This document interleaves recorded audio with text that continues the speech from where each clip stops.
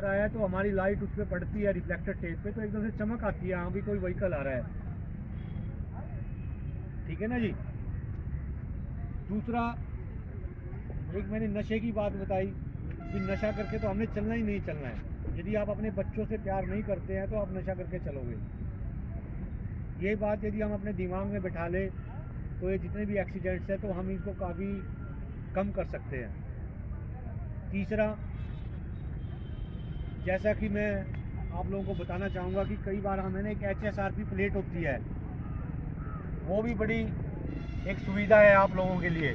आप लोगों की कई बार ऐसा होता है कि कोई व्हीकल टक्कर मार के भाग जाता है, तो HSRP प्लेट के माध्यम से हम उसको हिट एंड रन के केसेस में हम उसका पता लगा सकते हैं कि किस व्हीकल ने टक्कर मारी है, किस व्हीकल ने एक्सीडेंट किया है। तो मैं आज के इस कार्यक्रम के माध्यम से आप सभी को यह संदेश देना चाहूँगा कि अब HSRP प्लेट के बारे में आप लोगों ने अपनी लगवानी है। यदि किसी की टूट गई है तो आपने अपना एफिडेविट देना है। यदि गुम हो गई है तो DDR कटवानी है अपनी। DDR का मतलब डेली डायरी रिपोर्ट किसी भी पुलिस स्टेशन में हो सकती है कि मेरी ये चोरी हो गई है। फिर हम आपकी नई जो हमारा महकमा है जो HSRP प्लेट लगाने का, तो हम आपको बता सकते हैं। इसके साथ साथ ओवर स्पीड, क्योंकि आप लोगों को सभी को पता ही है कि जितने भी एक्सीडेंट होते हैं मोटे तौर पर छोटे व्हीकल्स की वजह से होते हैं, लेकिन प्रैक्टिकली बड़े व्हीकल्स का कसूर होता है। तो हमारी उसमें भी और ज़्यादा सावधानी बरतने की ज़रूरत होती है, क्योंकि हमेशा ही बड़े व्हीकल का कसूर होता है, लेकिन जब हम देखते हैं कि थोड़ी सी जगह मिल जाए, छोटे व्हीकल्स आपके आगे से काफ़ी निकलते रहते हैं। तो जब भी आप भीड़ भाड़ वाले इलाके से निकलो या स्कूल के आगे से निकलो, बेशक से आप 10 मिनट लेट हो जाओ, लेकिन इस मामले में आपको कोई कंप्रोमाइज़ नहीं करना है। कर्मचारीगण, मेरी तरफ से नमस्कार। मैं सबसे पहले आप लोगों से एक निवेदन करूंगा कि आप लोग जब भी गाड़ी चलाते हैं, ड्राइवर के लिए कंपलसरी सीट बेल्ट निर्धारित की हुई है।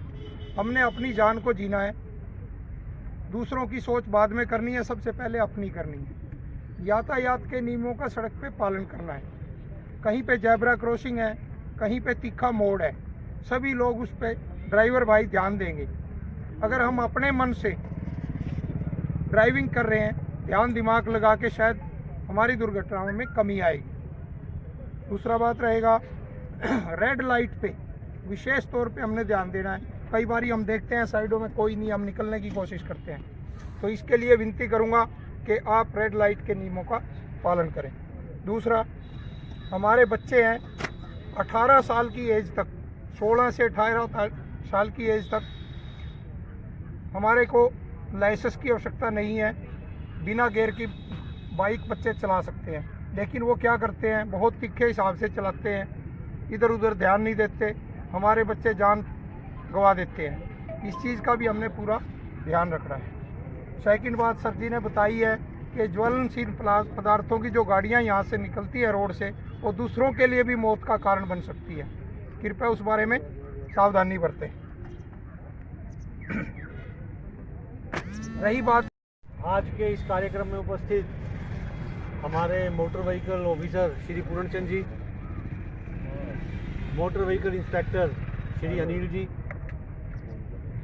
ASI अभेराम जी, ट्रैफिक से आए हुए रविंदर जी, और जितने भी हमारे ट्रक चलाने वाले जो ड्राइवर हैं या मैक्सी कैब चलाने वाले ड्राइवर हैं, आप सभी का आज के इस कार्यक्रम में स्वागत है।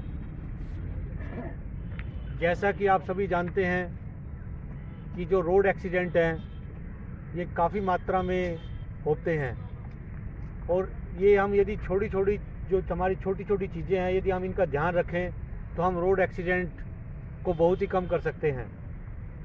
जैसा कि हरियाणा सरकार का जो परिवहन विभाग है, इसकी भी एक पॉलिसी है कि अब की बार हमने 20% जो हमारे एक्सीडेंट होते हैं इनको रिड्यूस करना है, इनको कम करना है।